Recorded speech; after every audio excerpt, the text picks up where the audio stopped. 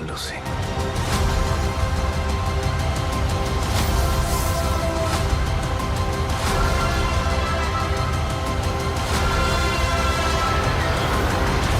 Bonjour tout le monde et j'espère que ça va, bienvenue à toi dans la Blogverse. Aujourd'hui on est là pour parler de l'épisode final de Andor. Tu sais, Andor, cette petite série discrète sur Star Wars, qui à des moments a été quand même un peu longuette, même si elle a traité de sujets ultra intéressants je trouve, et qui a fini avec 3 épisodes vraiment masterclass. Évidemment on va pas reparler de l'épisode 10 et 11, on a déjà fait la critique et je t'invite à aller la voir, mais on est là vraiment pour parler de cet épisode final. Si t'es pas habitué à la chaîne, je t'explique vite fait, je considère que tu as déjà vu l'épisode. On n'est pas là pour refaire l'épisode point par point, non t'inquiète pas, on est là pour parler de ce qu'on a aimé, de ce qui nous a fait vibrer, de ce qui nous a aussi un peu déçu, je dois le dire, j'ai été un peu déçu aussi à certains moments dans cet épisode 12, mais en règle générale, cette série est quand même une vraie pépite, je pense que c'est clairement la série la plus sérieuse et la mieux traitée dans l'univers de Star Wars, même si j'ai adoré The Mandalorian par exemple.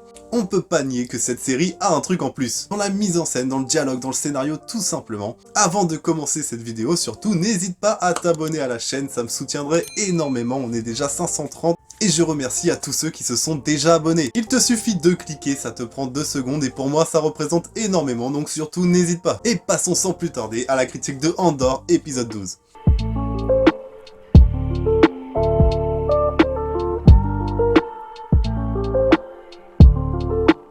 Alors l'épisode commence, tout le monde est un peu agité, hein, tout le monde se retrouve sur Andor et tu sens qu'ils sont tous... tout le monde se retrouve sur Ferrix, pas sur Andor, qu'est-ce que je raconte? Donc oui, tout le monde se retrouve sur Ferrix parce que Marva est morte, il va y avoir son enterrement. Et en fait son enterrement c'est une sorte de rituel finalement, donc voilà, parce qu'elle va être changée en pierre, elle va être mise dans les murs de Ferrix. Donc voilà, ça va vraiment être un petit rituel. L'Empire laisse faire ça justement pour attirer Andor sur Ferrix. En fait, c'est le moment où tu te poses vraiment beaucoup de questions. Tu te dis, mais qui va faire quoi finalement? Par exemple, la sœur de Mon Mothma, celle qui travaille pour Luten, tu la sens hésitante. Tu sais pas trop où elle en est, tu sens qu'elle est un peu perdue. Donc voilà, tu te poses beaucoup de questions là-dessus. Pareil, celui qui a prévenu justement Cassian que sa mère était décédée, tu sais pas s'il va faire une gaffe parce qu'il parle justement avec un gars de Ferrix que tu sens pas du tout, hein. Tu sens que le mec il est là pour balance Cassian si jamais il a une info. Et tu sens que le mec justement a failli lui donner l'info de trop, tu vois. D'ailleurs il l'a fait parce que le mec savait exactement où était Andor au moment où il a prévenu l'Empire, parce que le gars c'est clairement un traître, hein. Et voilà, en fait t'as toute cette mise en place qui est vraiment très intéressante pour le coup. C'est ce qu'on attendait, hein. Enfin en tout cas moi c'est ce que j'attendais dans cet épisode 12. Je voulais pas que ça commence trop vite non plus, je voulais qu'il y ait une bonne mise en place. Par contre Luten débarque sur Ferrix, j'ai pas compris. Alors apparemment la sœur de Mon Mothma l'attendait, elle lui dit ouais je pensais que vous allez pas venir, mais moi je savais pas qu'il allait venir en fait, je savais pas que c'était prévu que le gars vienne sur Ferrix. Donc voilà, donc il était sur Ferrix. Comment dire, à partir du moment où Cassian débarque en fait la tension monte, tu sens que là l'épisode s'accélère tout de suite. On a eu beaucoup de beaux moments, entre autres l'ami de Cassian qui lui dit les derniers mots de Marva, c'était vraiment très touchant. Dis à mon fils que, franchement c'était vraiment pas mal. Les acteurs, on en a parlé dans chaque épisode, mais les acteurs c'est vraiment une masterclass. Vraiment tous. L'épisode s'ouvre, si je me souviens bien, si je dis pas de conneries, l'épisode s'ouvre avec le fils du mec qui s'est fait tuer par l'Empire et qui est en train de préparer une bombe. Paradoxalement, je crois même que tu vois Dedra qui débarque sur Ferrix. Je crois que c'est un truc comme ça. Franchement, j'ai eu peur, moi, que le fils fasse un genre d'attentat. Finalement, non. Mais c'est vrai que tu te dis, ouais, il va presque foncer dans le tas, tu le vois tellement, cet acteur joue super bien. Au moment du discours de Marva, l'acteur joue super bien.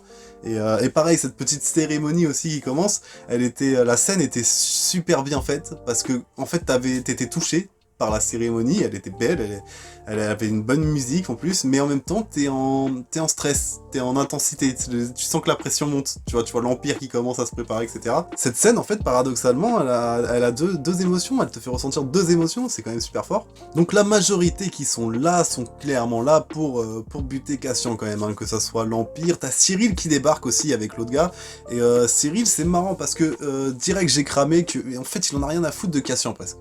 T'as l'impression qu'aujourd'hui, son but, c'est pas Cassian, parce que quand il était sur Ferrix, à aucun moment tu le vois chercher Cassian, juste il ne lâche pas Dedra des yeux. Il ne lâche pas Dedra des yeux, c'est tout ce qui lui importe maintenant. En tout cas, il donne l'impression. que c'est tout ce qui lui importe. Après, c'est sûr qu'une fois qu'il va intégrer l'Empire, là, je pense que, bon, Cassian, il va être recherché, c'est clair, c'est sûr. Donc voilà, on a un super bel hommage, et on a le discours de Merva, du coup, qui est vraiment super intense. Au début, il était super émouvant, et à la fin, voilà, mort à l'Empire, et t'as tout le peuple de Ferrix qui commence à soulever, donc t'as des plans, du coup, sur le fils qui est... Quel acteur! Là, c'est là que j'ai trouvé qu'il jouait vraiment bien, c'est que quand le discours de Merva lui fait écho, tu le vois qui regarde l'Empire avec haine, etc. Et là, il jette sa bombe, en fait, et c'est là qu'il y a le moment explosif de l'épisode, c'est là que l'épisode part un peu dans tous les sens. On a beaucoup de moments de satisfaction, je trouve, à ce moment-là, parce qu'on avait une intensité, là, qui était montée très très forte, et moi, j'étais là, en train de faire des pronostics, en mode, putain, lui, il va mourir, ce gentil-là, il va mourir, le pote de Cassian, je sens qu'il va mourir et tout, et finalement, je crois qu'il n'y a aucun mort de ce côté-là. Le petit, il est vivant. Le vieux, je le vois pas mourir, ça me dit rien. Un vieux qui aide Cassian pendant l'épisode. Peut-être qu'il meurt, lui. J'avoue, j'ai pas souvenir qu'il meurt, mais peut-être que j'ai oublié. Même sa meuf, non, mais quand il a été la libérer, elle était en telle mauvaise posture, etc. Et quand il la ramène au vaisseau et tout, j'ai presque cru que le vaisseau allait sauter. Tu sais, je me suis dit, tout est possible, là. Tout est possible, parce que Tony Gilroy, il nous a montré que tout était possible, effectivement, en période de révolution.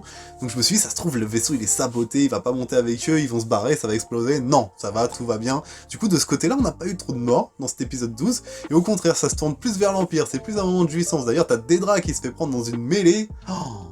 Oh oui. Ah oui, Dedra dans la mêlée, je dis oui, mais carrément. Et elle se fait sauver évidemment par Cyril qui ne l'a pas quitté des yeux. Tu la vois, elle est toute tremblante, paniquante, elle sait même plus où elle en est. Au début, elle va buter Cyril presque. Et énorme de voir ce changement de situation du personnage, c'est-à-dire que toujours sûre d'elle, toujours méprisante presque. Et là, elle se retrouve piétinée par la populace et après elle se fait choper par Cyril. Tu la vois qui est... Voilà quoi, elle s'est fait...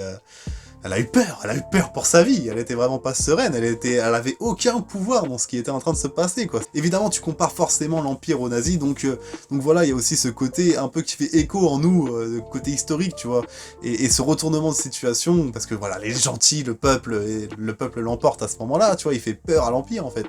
Ah, c'est cool. Ah, c'est cool d'avoir eu ce moment. J'ai cru aussi que cet épisode 12 allait être l'apogée de chaque arc narratif qu'on avait eu jusqu'à maintenant, qu'on avait développé jusqu'à maintenant, et finalement, non, on a plein de points d'interrogation, donc il y aura clairement une saison 2, ça, en tout cas, on nous laisse le croire. Mais sérieux, quoi. Ça manque pas d'infos pour vous, cet épisode 12. Moi, je me suis dit que bon... On aura quand même quelques points sur les i. Non, vraiment, total suspense pour tout ce qu'on a développé, ça a continué d'être développé dans la saison 2. Donc j'ai un peu peur de ça aussi, j'ai un peu peur qu'il y ait la même longueur qu'il y a eu dans cette saison 1, qu'elle y ait soit aussi dans la saison 2, alors que presque on aurait pu faire qu'une saison 1, hein. On n'était peut-être pas obligé de partir sur 2 saisons.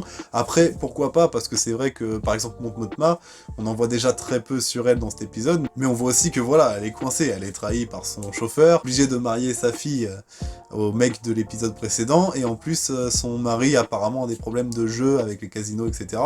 Donc voilà, enfin bref, Mon Mothma, pour l'instant c'est la merde en fait, finalement.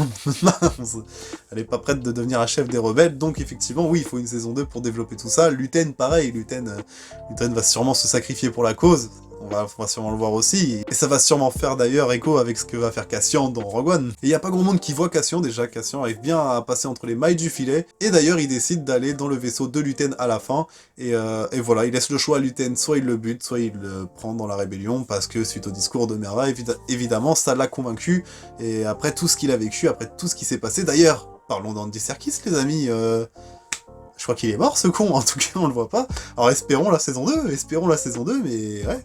Ouais, je crois que c'est bien parti pour que ça soit foutu, Andy Serkis, là. Enfin bref, ça c'est à voir, mais du coup, Luten, évidemment, Enfin, Luten rigole, ça se termine sur Luten qui rigole, il sourit, il est content, et voilà, tu comprends qu'il va intégrer la rébellion, quoi. Donc cette série est quand même une bonne masterclass, parce qu'elle est vraiment prise au sérieux, on a vraiment une tension qui est palpable, on se retrouve à l'intérieur de l'épisode, donc ça c'est vraiment cool, on est vraiment en pleine guerre, en pleine rébellion, c'est vraiment très très bien fait, Tony Gilroy assure là-dessus. Donc voilà, c'est quand même une bonne masterclass que nous a offert Disney+, là pour le coup, ça fait du bien, parce que Disney+, en ce moment, je trouve que c'est pas que des bonnes masterclass qu'ils nous offrent, hein. Après, les goûts, les couleurs, hein, comme on dit souvent, mais voilà, vraiment du bien d'avoir quelque chose de bien écrit, quelque chose de pris au sérieux, tout simplement, de quelque chose de pris au sérieux. fait pour adultes aussi, de temps en temps, c'est bien de pas faire que pour toute la famille. Donc voilà, cette série me fait franchement plaisir, je suis content d'avoir eu ces 12 épisodes de Andor, malgré les moments de longueur.